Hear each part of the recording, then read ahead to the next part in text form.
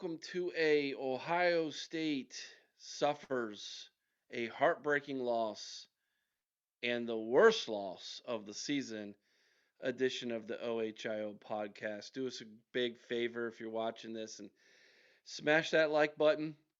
Make sure you're subscribed to the channel. And if at any point during this video something strikes your fancy, be sure and leave a comment down in the comment section below. If you're listening to the audio version of this podcast, please give us a 5-star review. That absolutely help us get into the earbuds of more people who are Ohio State fans just like yourself. I'm not going to sugarcoat this thing, guys. This thing has taken a hard left turn, and it's not good for Jake Diebler and the Buckeyes. All hope is not lost.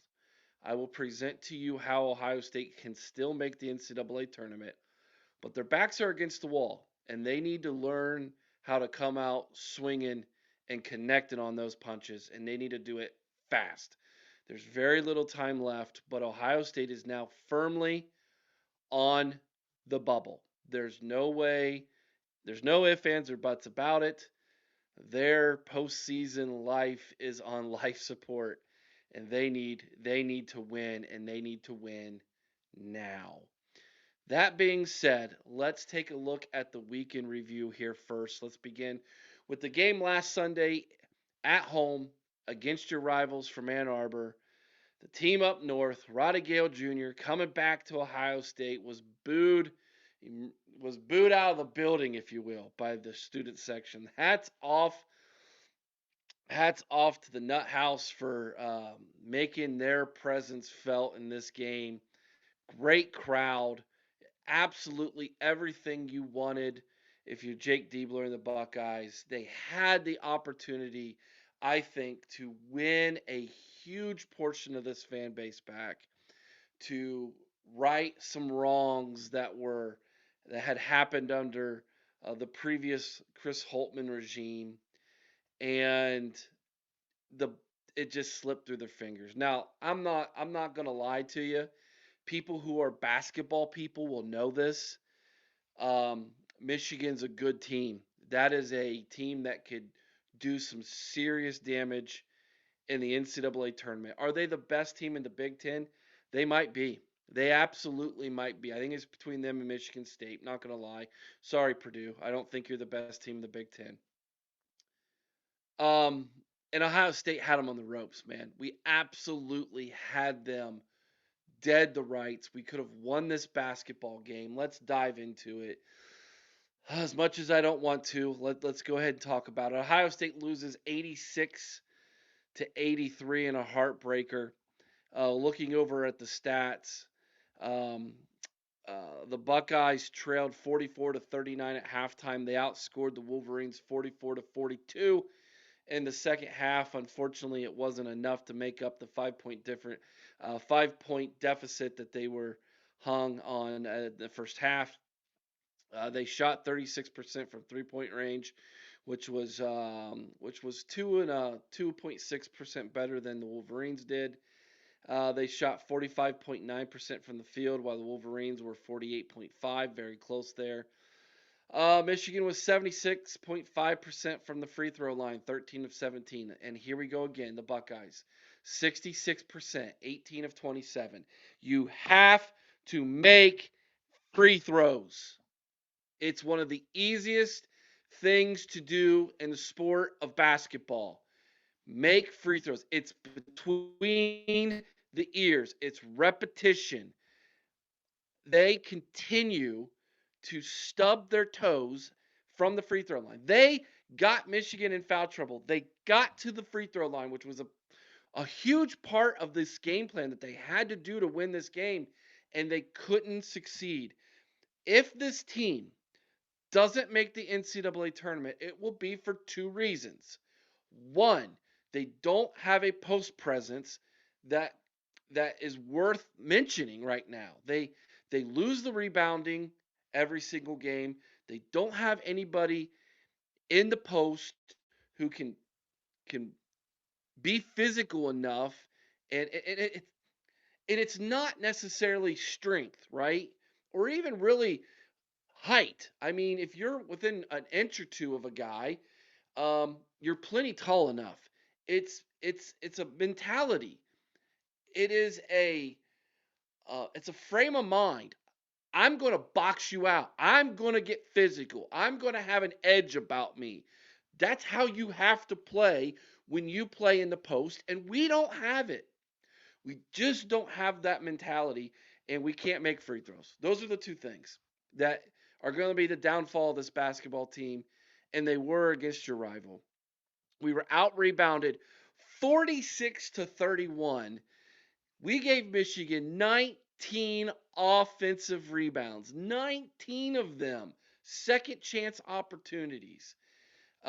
Just not good enough, man. Just not good enough. Um, Turnovers, we had 9. They had 12. Like you won the turnover battle. We had 7 steals to their 5. You won that. We had 5 blocks to their 1. You won that statistic. Both teams had 13 assists. Like when you look at the major statistics, Ohio State was right there or better than Michigan, but you can't rebound and you can't make your free throws. It's that simple. I mean, I know Jake knows this. Like I know he's smart enough as a basketball coach that he sees this. And I know that this coaching staff is trying to get these players to that place where they'll do it, but they just don't have any dogs in the post. They just don't have any dogs. Like where's where my dogs at, man? It's a mentality. It absolutely is a mentality. And we just don't have it in the post. Overall, Ohio State statistically was led offensively by Devin Royal, had 26 points. Bruce Thornton added 17. John Mobley Jr. added 16. Micah Parrish had 9. Sean Stewart had 6. Aaron Bradshaw had 3. Evan Mahaffey 1. Quez Glover 5. So if you're counting up points in the post, not from Royal, you had 10 points. Sean Stewart with 6, Aaron Bradshaw with 3, Evan Mahaffey 1, and some of those were from the free throw line. You're just not getting enough points in the post. Devin Royal's doing it all, man, but he was making 3-pointers, which is something that JR mentioned that he would need to do. He was doing that. He was scoring in the post. He had a great game. He had a great game. You got to have a Robin. If you're going to be that Batman in the post, you got to have a Robin, and that wasn't the case. So Ohio State loses 86 to 83. We were down 85 to 83 with the basketball with a few seconds left, and Bruce Thornton had a wide open shot and to tie it up, and he leaves it way short. Um, but I wouldn't have been upset if we would have shot a 3 to win it, and we just missed it. And I think that's what Jake was going for. He looked like he had drawn a play up for John Mobley Jr., and it just he got got hip checked out of the play, and wasn't in the cards. But we had the opportunity to tie this thing up, man, right there at the end of regulation. It didn't happen. Now let's move on to the ugly. If that was the bad, this is the ugly, man. So in my experience in the sport of basketball, from playing back when I was in shape and much skinnier, and then coaching, a bad loss can snowball, and you have to get that out of your head. You have to flush it out of your mind, and usually it takes a team 24 hours to 48 hours to do that inside the practice gym. That's been my experience. A good team can compound problems when they allow a bad loss, a disappointing loss to linger. And that is absolutely what happened last night against Northwestern. This was a basketball team that had no energy. Um, they had negative emotion. I wouldn't say they had no emotion. I would say they had negative emotion. This is a team that's mentally fragile now, and Northwestern jumped out on them, and you could see it in just their body language. this team looked broken. And that is a look that we normally would see under a Chris Holtmann team earlier in the season than what we're seeing it right now. This is some of the lingering things, I believe, from a roster whose leaders have an attitude of here we go again, who've experienced this before. And I know that there's a lot of new guys on this team, okay? I understand that. But when your best players, Bruce Thornton, have experienced this now for 3 consecutive seasons, the other players can pick up on that body language. They can pick up on that demeanor, that here we go again. Even some of the verbal cues in the huddle. And this is a team that was teetering already on some bad mojo, and it just went over the cliff, man. That game against Northwestern was hideous. 70-49 loss at home against a basketball team that came into this game at 500 at 13-13. A basketball team who in the league was 4-11. 4-11.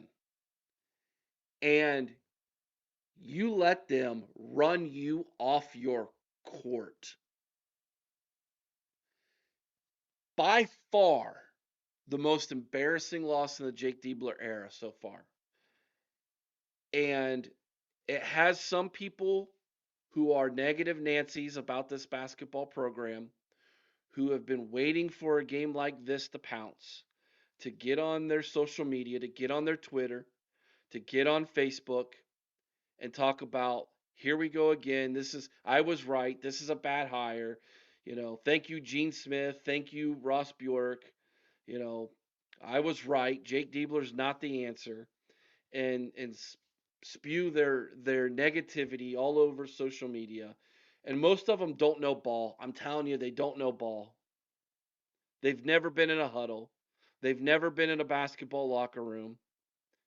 They don't know the blood, sweat, and tears in a practice that is given by these players, by the coaching staff, to get this basketball team that, to be honest with you, is is is a has one arm tied behind its back and is one-legged in a butt kicking contest, guys. One of your best players, who you were counting on, Michi Johnson, walked away from this team. Walked away to try to save a year of eligibility because he had a terrible start to the season and he decided to walk away from his teammates. To what I'm hearing. And you already are so thin on your bench and you're counting on guys to do things that weren't expected of them at the beginning of the year. I'll say it again. John Mobley Jr. was not supposed to be your second or third go-to scorer on this team. Devin Royal's not supposed to be your go-to scorer. He's supposed to be your sixth man. That was supposed to be your sixth and seventh guy. That was supposed to be your backup guard and your backup four. Sean Stewart is not supposed to be playing the five. He's playing the five. Because we don't have another option right now. It is not Jake Diebler's fault that Felix Akpara bailed on this program and took the bag in Knoxville. It is not Jake Diebler's fault that Roddy Gale Jr. decided it was better for him to go be the sixth man in Ann Arbor than being the number one go-to guy in this offense in Columbus, Ohio. That is not Jake Diebler's fault that those guys left this program. It's not Jake Diebler's fault that Michi Johnson decided he was going to walk out on this team. They have gone into the season with their backs against the wall from the word jump. And they have fought and scratched and clawed to get where they're at right now. And it has not been pretty. And this was the first time that this team took one on the chin, and it hurt bad. I'll admit it. It hurt bad. I think it hurt really bad. Northwestern outscored the Buckeyes 31-24 in the first half, 39-25 in the second half. No offense. Buckeyes were 4 of 21 from three-point range, 19%. That's awful. They were 17 of 52 from field goal range. That's bad. They were 11 of 13 from the free throw line. They were 84%. That's good. But Northwestern was 18 of 19. That's how you should shoot free throws. We were out-rebounded again, 36-27. 13 of those 36 rebounds by Northwestern, 13 of them were offensive boards. 16 turnovers by the Buckeyes to Northwestern's 11. That stinks. So it was just all around bad statistically. And as good as Devin Royal was against Michigan, he was awful against Northwestern. 26 minutes, 4 points. Sean Stewart, 26 minutes, 4 points. 4 points. That's what you got from your post.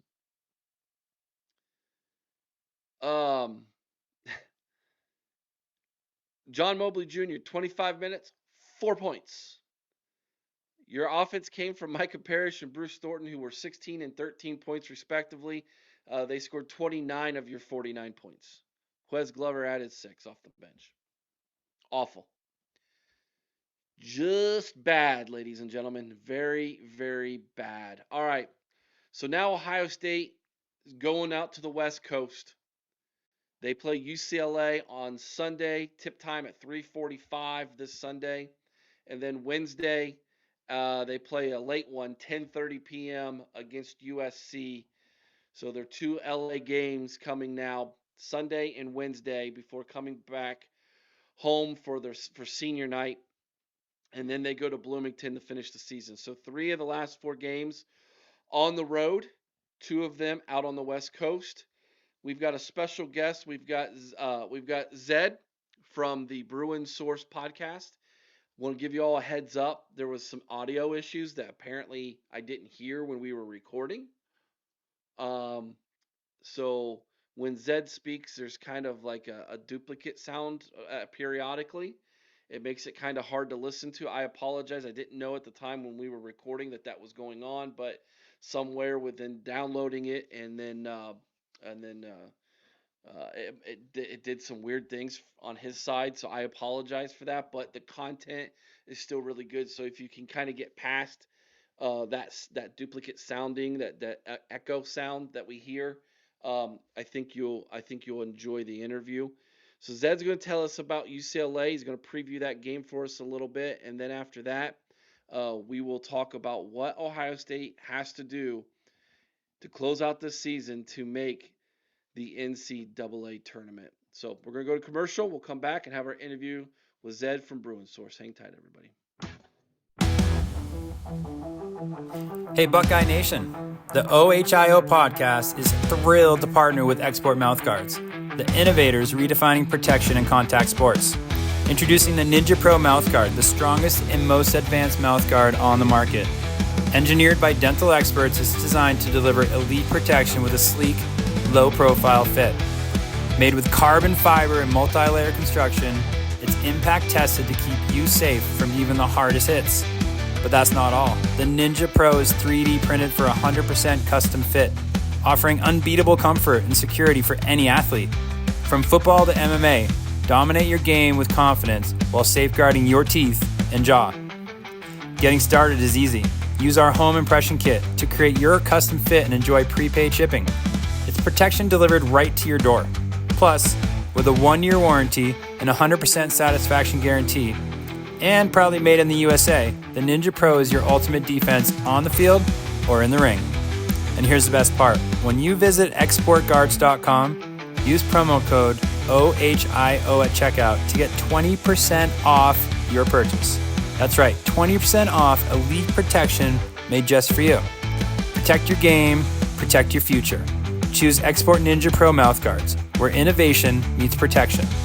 Head to exportguards.com and use promo code OHIO today.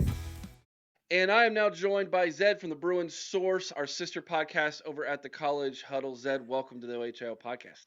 Thanks for having me. Excited to be here. Big game for you all this week. I don't know how big it is for us. I mean, we are coming off a big L to Northwestern last night. Same. That we weren't expecting. We are firmly now on the bubble, and this seems like a huge game for Ohio State. And this is our West Coast trip. So we're playing UCLA, we're playing USC back to back here in the West. And first time we've done this. And so this is a huge moment for Ohio State basketball as to what's going to happen over the next 4 weeks. Like, do we have to go into this Big Ten tournament and win a bunch of games to try to position ourselves back into play for the NCAA tournament, or are we gonna right the ship and make sure that we get in? That's kind of where we're at right now. Why don't you tell everybody where UCLA is sitting at this point in the season? Yeah, of course. So UCLA has had kind of an up and down season. I mean, I think we're squarely in the tournament field right now, so I don't think there's any danger of missing the tournament. Right now, we're just kind of trying to figure out where we should be seated and where the Bruins sit. And if you'd asked me a week ago, I would have said, "Hey, we're looking good for a maybe top 5 seed." Then Minnesota happened, and now, I don't know. I think we've probably dropped down a seed line or two after that loss. That's probably been our worst loss, probably one of the worst losses Mick Cronin's had. But it's been an interesting season because it's been kind of a Jekyll and Hyde type of team. You've had situations in games where they come out firing and they beat some very good teams. We've beaten Arizona at a neutral site in Phoenix. We beat Michigan State at home. We beat Wisconsin at home. But then we also turn around and lose to Minnesota at home at Pauley Pavilion, which was very shocking, I think, to most UCLA fans, and honestly, probably most college basketball fans. I think you kind of see the reactions to that game. So that's just the team we've been, and it's been kind of interesting. There was a 7-game win streak we had in the middle of that. We also lost like 5 or 6 in the middle of the season straight. So again, up and down. This team has a lot of talent on the roster. You look at kind of the talent and depth, and it's good. We have some solid guards. Sky Clark, transferring over from Louisville, has been, a steadying force kind of at the point guard and combo guard spots. He's been a good shooter for us. Dylan Andrews, who's a junior now, has been here for a number of years. He's been a good perimeter defender. Hasn't been shooting as well or scoring as much, but his defense has been pretty solid. Then you have guys like Tyler Bilodeau at the forward kind of center spot, who's been a really good scorer for us. And then Kobe Johnson coming over from crosstown. He's been a great 3-and-D kind of guy, good athlete, savvy defender, has been very good on the front. And then Eric Daly has been kind of rounding out the starting five. And transfers over from Oklahoma State. Good defender, solid athlete, long, can the bucket when he wants to. He's been in a little bit of a slump. Really, the one guy that I'm looking at, as we've highlighted him as X factor before then started. Now we're kind of in the last month or two been talking about how he's key to the rest of our season, is Aymara. Our 7'3" behemoth center, came over from Spain last year, and has just really kind of hit on this season. He's looked so much better, and this has been the most puzzling thing about our team, is how do we get a diamond on the floor? And he's been fantastic when he's playing well in offense, and even when he's scoring. he just changed the dynamic of this team and kind of take team to the next level, because that length and size on defense is really just changes the game. Um, those guys, I think just haven't played much together with Adamara, and a lot of this is on Mick Cronin. This has been the big question with Adamara is why is he not as much? So if you, I really kind of view him as the key to the game against Ohio State, and really forward, like going into March. Adamara, I think, is key to the rest of our season. But yeah, topsy turvy season. Ohio State's a big game. We need another decent win on the resume before going into Purdue to kind of right the ship a little bit going to the Big Ten. Yeah. So UCLA being the first year in the Big Ten and kind of getting a feel for, the way the Pac-12 was before in basketball. UCLA kind of was the blue blood here, and but there was Arizona that would come up and challenge, and Yep. maybe Oregon, things like that. First year in the Big Ten, and you talked about the loss to Minnesota out of the blue. It's that's kind of been the way the Big Ten is in the Yeah. last decade or more. What's your overall impression so far in the Big Ten from a basketball standpoint at this point? Yeah, it's a good question. There's obviously been an adjustment period, and I don't think it's necessarily the style of basketball, because the way we play Mick Cronin, it fits the Big Ten really well. Physical defensive basketball is his hallmark. He wants to turn you over. He wants to create deflections, and he plays a physical brand of basketball. That hasn't been as much of the. I think our biggest issue is just the travel and kind of killing us. Last Friday in Indiana, our first win out of the West or Pacific time zone. I think the travel has been really difficult for this team to, and it's shown up on those road trips. And there's games where you think that UCLA should be an easy favorite, or you have the talent on the paper, and you look at it and say, okay, UCLA should beat Rutgers, for example, and then they go lose. It just hasn't been really been favorable for us.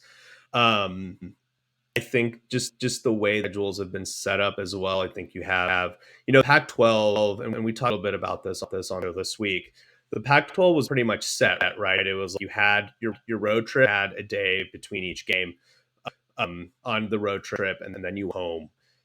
Now it's been kind of very, very, hey, are we playing Tuesday and Sunday? Are we playing a Friday night game? There's a lot more variability across the season with a weekly schedule that I think the team hasn't adjusted very, very well to, and it's hurt us, obviously. That being said, even before this Minnesota, like UCLA was fighting for a top seed in the Big Ten tournament. We're looking. They're at one point in us even contend for the Big title. I think when you beat Michigan State, we were kind of looking at the math and like, hey, this is still kind of doable depending on how this shakes out. But so I think it's obvious we can compete in this conference. It's just a matter of, I think, figuring out how we can travel better and adjusting to that, and then going forward, are there optimizations to how the schedule is set, where these guys aren't traveling, and the other aspect of it is if you want to emphasize it or not, but it's still call athletics, and Mick Cronin's talked about they're missing so much class in school, so there's an aspect of that where they have to catch up on, and that's being impacting just practice schedules and things like that. So it's been from that perspective, I think. That's interesting. Yeah, I guess that's one thing that that's one thing that these people who are creating these mega conferences and all Yeah. these schedules and things really aren't taking into account. No. They're not. and it's a shame because it's still amateur sports for everything outside of football for the most part. That it's and even football. You can still say they're student athletes, but we all know that football is a different animal in itself. But the rest of the sports, these are still student athletes first, and Right. it seems to be forgotten upon the powers that be. Um, let's take a look at more of the schematics of what we're going to be seeing. For anybody who's not watched UCLA, what are they going to see offensively from the Bruins when the Buckeyes come to town? Our offense honestly be kind of rough times. I think what Crone tries to do is will create a lot of switches, and play a lot of isolation ball. And so you'll see is an emphasis on getting a guy like Tyler Bilodeau, who's been our starting forward center, who can stretch the floor a little bit, be our go-to offensive guy. You'll see that emphasis. You'll also see guys like Sebastian Mack come in off the bench and be a guy who will just try to create a mismatch, and go to the rim. Um, we just often struggle on offense, and that's been a recurring theme for this season. It is when this team shooting the ball well, they shoot the ball well. Then they'll go through these long stretches where we can't like the broadside of a ball. And it becomes really frustrating because I think the culture that Mick wants is defensive first, so that's always been emphasized. But with this group of players, it feels like when the ball isn't dropping, sometimes the defensive effort wanes a little bit, and so the lack of offense sometimes bleeds to the defensive side of things. And we have guys who can fill up. I mean, Eric Davis had several 20 point games this season where he's just unstoppable. Sky Clark is a guy who can shoot the three ball really well. Tyler Bilodeau is a guy who can score at all three levels. So we have guys who can score. It's just the way we sometimes move the ball in offense. Just become very stagnant, trying to create those ISO matchups, and just sometimes they don't work. And that's where I think you get a guy like a Daimara in there, and it kind of changes the dynamic, because when we can work inside out with him in post, it really opens up the offense because we have enough shooters to make teams pay. He's 7'3", has beautiful footwork, and can score inside on you if you don't a double triple team him. He really kind of unlocks the offense. I'm hoping Mick Cronin kind of start seeing what everybody else is again. There was a period where he was playing 20 plus minutes. He got sick in the middle of that with norovirus, and then minutes have been really spurred since then. So he's really kind of key on offense as well. It really opens up the floor of the team. So you mentioned that your offense can bleed into or the lack of offense can bleed into your defense. Let's talk the other side of the ball now. Let's talk about Cronin and what his defensive philosophies are. Look, we will always certainly play man. We've thrown in a zone once maybe this season, but it's always tough man defense. He really emphasizes turnovers, generating turnovers, and creating deflections. You hear him talk about counting deflections in practice and deflections in game. He really emphasizes that, because I think he really values the element of disrupting the other team on defense. It's a physical style of basketball, like I mentioned. We will try to beat the other team on defense. The issue for us that we've seen throughout the season is, again, we haven't had a natural rim protector. A Daimara is in there. And so when we have Tyler Doe, for example, playing the center, we kind of go small ball, and it's a little bit difficult to play that style of defense, because if our guards give up some penetration, we don't have a guy there to kind of clean up or have that defense there. So it becomes issue, and there are often breakdowns because of that. But we have the size, and when we have a guy like a Daimara, it really makes that defense a lot more cohesive. So we've seen stress of this defense look really, really good. I saw a stat the day. It was like UCLA is one of the top teams in the country for creating scoring droughts against the other team. They've had instances where they'll, every game they'll create droughts of like four plus minutes for a team where they just aren't scoring on us. And then there's instances where they're leaking like a sieve. Like they're just giving penetration, and we lose that focus, and it becomes painful to watch. Yeah.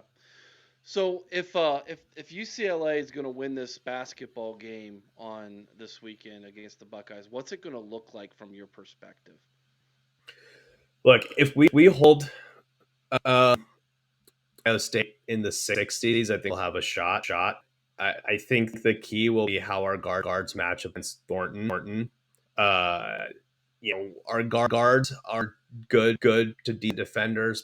Sometimes, again, of lack of focus, and they start letting guys go by them, like guys starting open threes. It can be difficult. I'm going to sound like a broken record, but I think if UCLA is to win this game, we need to have a dime in there a lot more. Like he really helps us jump on all sides of the ball. So that's again, he's going to be a key going forward for us. Awesome, Zach. I appreciate you jumping on with this, Yeah. man. Where can everybody find the Bruin Source podcast at? Yeah, of course. So Source, we're on Twitter still Bruin Source. We're trying to get Blue Sky presence up. Haven't gotten to that point yet. That'll soon too. I know a lot of folks are over there. You can find the show on Apple Podcasts. Those are our primary platforms. But we'll the show whatever platform you want it to be on. And we're of course on the College Huddle.com website. We're represented there as well. But yeah, thanks for having me. This was a blast. Awesome. Thanks, Zed. Appreciate you, man. Good. Have fun this weekend at the game. Thanks, Eric. Talk soon.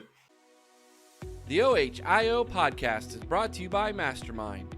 Mastermind specializes in 360-degree, high-definition mobile video mapping, GIS integration, and traffic safety studies. Mastermind cares about traffic safety and keeping you safe on the roadway. Visit Mastermind at onlinemastermind.com.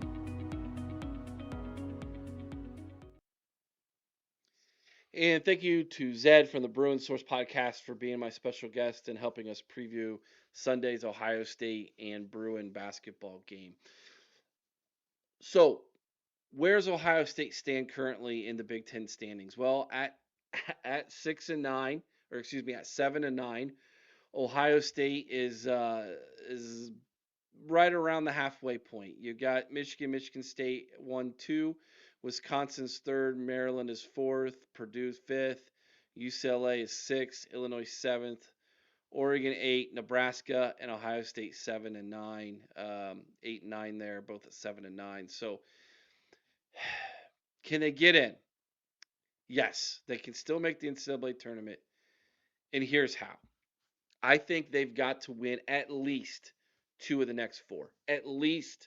They're still on the bubble. If they go 1-3 or they go 0-4 in these last 4 games, they're going to have to win the Big Ten tournament or at least go on a massive run.